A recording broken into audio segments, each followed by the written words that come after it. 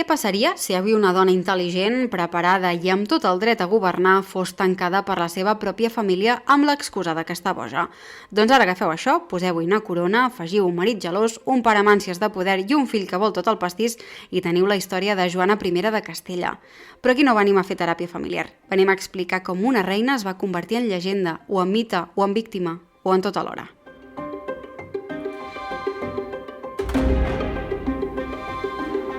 Joana neix l'any 1479 i és filla ni més ni menys que dels reis catòlics Isabel de Castella i Ferran d'Aragó. Per tant, des del bressol ja porta damunt l'etiqueta de futura peça del joc d'escacs europeu. Al principi tenia germans al davant, però en un gir dramàtic digne d'una sèrie d'HBO, el seu germà Joan mor. Després, la seva germana Isabel i el seu nebot també. Total, que li cau la corona a sobre. I què fan amb una princesa de tant de valor? Doncs la casen amb Felip el Vell, fill de l'emperador Maximilià d'Àustria. El maig polític era espectacular i, segons les cròniques, ell era guapíssim i ella es va enamorar perdudament. Però us faré un petit spoiler. Ell no tant.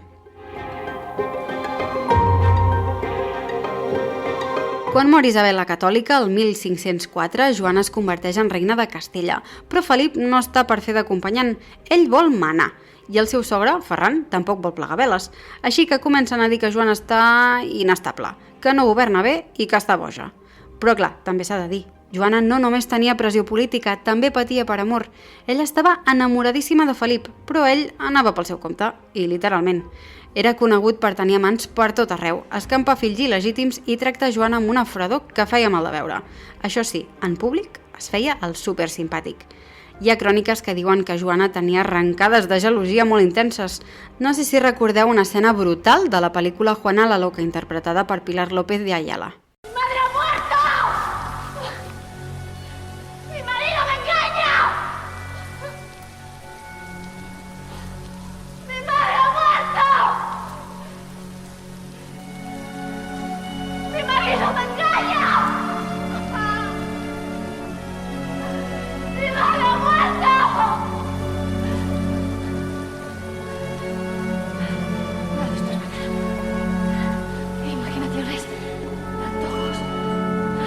Juana la loca. Porque estoy loca. No es verdad que estoy loca. Sí, Juana loca. Loca. Señora. Loca. Loca. Estoy loca. Loca. Loca.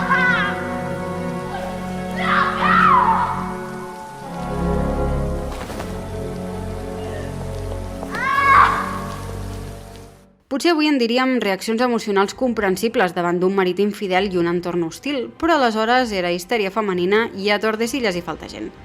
I aquí és on el conte comença a agafar un to molt més fosc. Felip fa el possible per deixar-la al marge, però el karma arriba i mor sobtadament el 25 de setembre de 1506, amb només 28 anys. Diuen que per febres, però hi ha qui sospita de verins i intrigues. I què fa Joana? Doncs aquí arriba la llegenda més sonada de totes. Felip havia escrit al seu testament que volia ser enterrat a Granada. Es diu, i això ha alimentat milers de llibres i llegendes, que Joana va recórrer Castella amb el taüt de Felip, que obria el fèretre per comprovar que ningú li hagués robat i que només viatjava de nit. Poc després, Ferran la va tancar al monestir de Tordesillas. Diuen que per cuidar-la, en realitat per treure-la del mig. I quan Ferran mor i el seu fill Carles, futur emperador, puja al poder, tampoc fa gran cosa per alliberar-la. Al contrari, la manté retinguda allà durant dècades.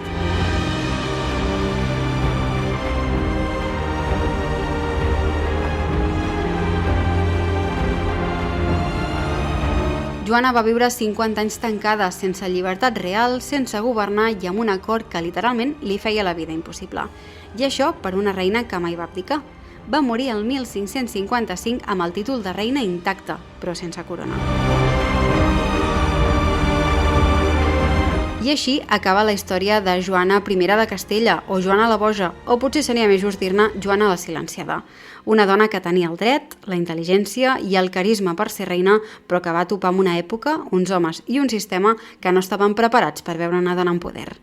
Però avui sí que la volem veure i escoltar. I com a mínim recuperar el seu nom, sense l'adjectiu afegit. Ens tornem a trobar amb més històries que no sabies. Fins aviat!